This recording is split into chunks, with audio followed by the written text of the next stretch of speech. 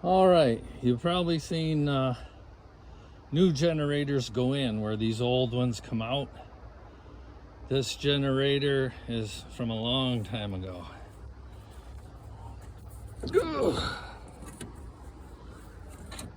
Well, this is an old generator going in for the first time. So this is extremely old.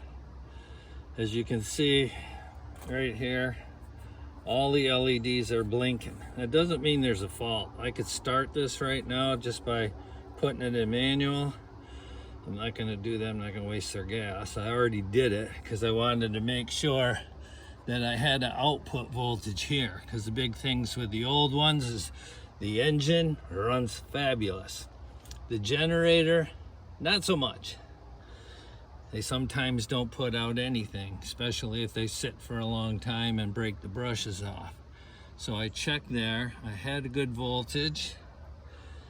I wired it up. Now, because it's old, this is a 4-wire control system. They use number 23, 194, N1, and N2.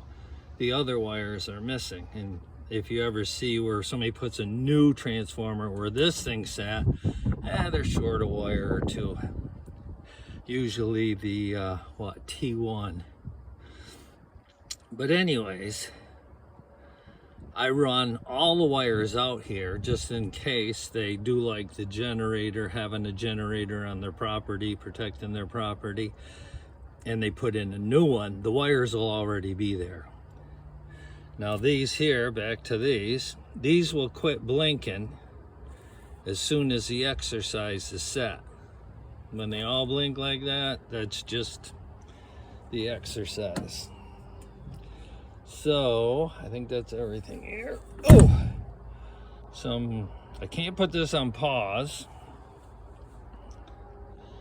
So I'm gonna have to turn it to my chest to walk through the house, because people don't like their house videotaped a lot of the times.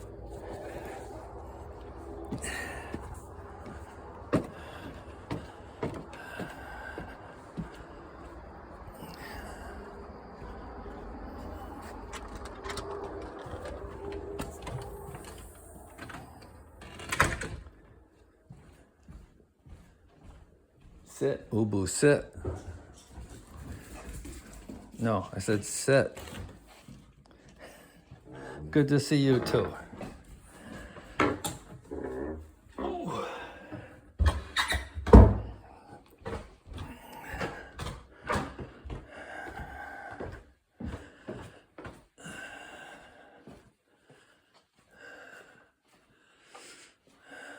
Alrighty then. So here is the new transfer switch. And as you can see, there's 1, 2, 3, 4, 5, 6.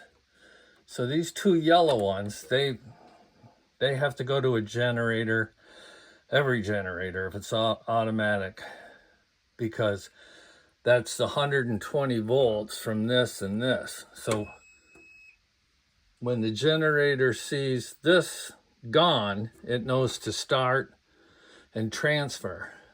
And for that, you need the white 23 and the red 194. But the colors from the new equipment won't match the old equipment, so you have to find them so you don't burn up any modules. So I'm all set. I've already moved a couple circuits over. I've got it powered up. I have one major circuit, which I'm not sure.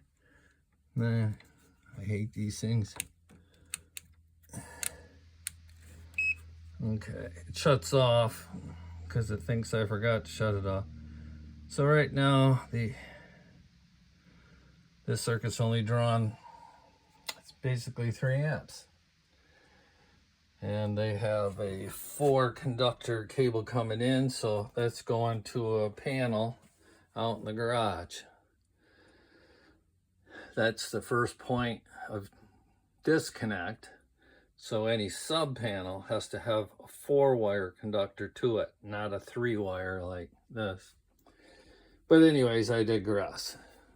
But that's how it works. This is a brand new, where is it? It's a 16 circuit. And I can't read, it's in the shadow. I can't read the screen off of this because I'm too old to see. But anyways, that looks pretty good. The one thing I will say is, I was thinking of the dogs, they never forget. But I took Prevagen for, over a year, maybe a year and a half. And my wife said, why don't you quit taking that? I said, well, I want to take it long enough to see whether or not it works. It's not going to start working right away. And she says, well, you've been on it for a year and a half, and you know what it's costing you? And I'm like, okay. So I quit taking it. But then I was watching an ad on TV. And if you've seen it, it's called Purina Pro Plan for dogs, so that it helps their mental acuity. So I'm thinking, I might be able to afford that. I don't think I'm going to try. Anyways, I'll complete this. I've already tested it for everything. I tested to make sure it was generating the voltage. I started the generator by shutting off. This is the generator here. It comes off there, comes in there, comes up, and it feeds this whole panel right here. Now, with the normal power from the street, it'll go straight through, down into them wires, down onto them lugs. And in a power outage, nothing's going to happen to this, but those are going to go dead because that panel goes dead. Those yellow wires are going to sense it.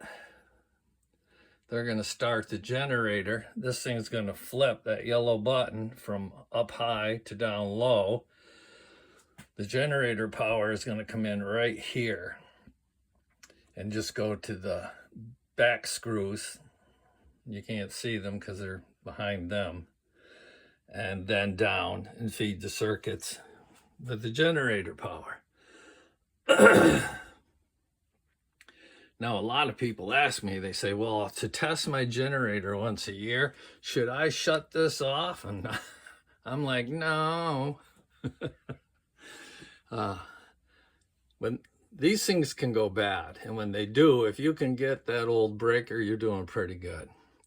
So I always tell them, if you want to test it, all you have to do is shut that off, because it kills the power going to there. And it's the same thing as simulating a power outage. So other than that, I think that's it. I got to get this done. The only thing I don't like about this panel is, like, I'm working down here, and the one thing about electricity, it's invisible and noiseless normally. So it just sits there, and it can kill you if you accidentally bump it. So I'm going to start out this morning by putting a couple breakers in the bottom just to protect my dumb butt. So I hope this explains some things. One thing I noticed with this panel too, you see over there, it says neutral connections only. So I've got all my ground connections over here. And I already tested because I wasn't sure, but that and that are not connected like most panels usually are. I imagine I could connect it if it ever became the main panel, but I don't see that happening. But I thought I would explain that. The other thing, because, the black wire. I put one of these old generators in another house, and I did not install the black wire, and the guy thought that because that wasn't in, it wasn't transferring, it wasn't powering his house. And if you look in the book, it says not required. And I believe that that black wire, if you have control modules for when you start drawing more current than you're supposed to, it shuts off some circuits. I think that's what that's for. And the blue one is 120 volts going out to the generator, if it was a new one, to power the onboard trickle charger. Now, I removed the fuse, but I put the wire out there in case they ever put in a new generator. But the old generator, on board that generator are 2 transformers. One transformer uses 120 volts right off the yellow wires, and it powers the trickle charger when you're on your city power. And the other transformer uses a set of brushes built into the generator. When it's on generator power, it sends 120 volts to the second transformer, and that charges the battery. So if you have one of them old generators and your battery keeps going dead, it's probably the transformer that runs at normal power, but it could be either one depending on when it's dying. But the generators need a trickle charger all the time because the controls, they use the battery power, 12 volts. So hopefully that explains that. I think I'm ready to go. Got my circuits wire, got my panel pieces. I felt pretty lucky because this is a pretty well dressed out panel, neatly done.